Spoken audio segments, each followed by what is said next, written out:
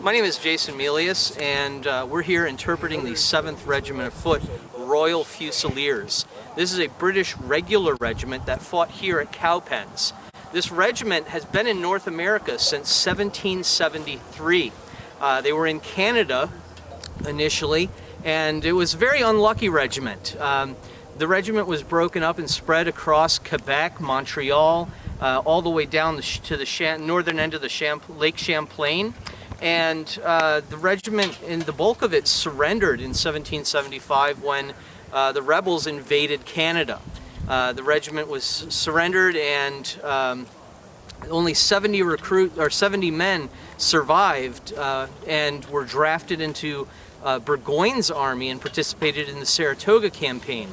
The rest of the regiment that had been captured was released from captivity, it exchanged, and went to New York City, where the regiment was rebuilt in 1777.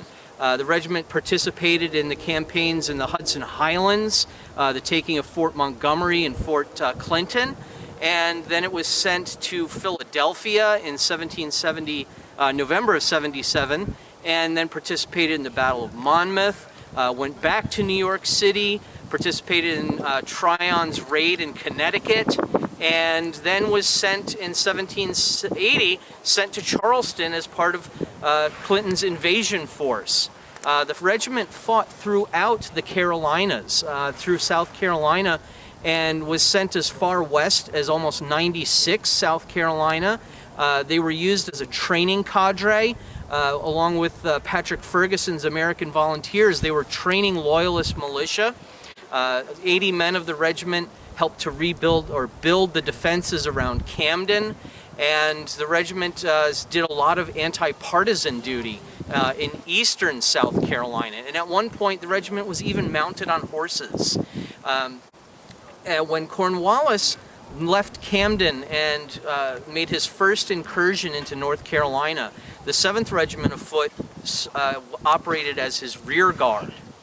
And they secured the lines of communication between Camden and Cornwallis's army. And eventually, when Cornwallis ended up in Winnsboro, the regiment was in Winnsboro. But the regiment, by this time, had been vastly depleted by sickness and disease that the entire army was suffering in South Carolina. The regiment went from 493 men in May of 1780 to 164 by the time of Cowpens. There were only 164 men fit for service, and that was the regiment, except for the Grenadier Company and the Light Infantry Company, which were safely in New York City. So the men that fought here at Cowpens, historians love to claim that they were all raw recruits. In fact, most of the regiment were seasoned veterans.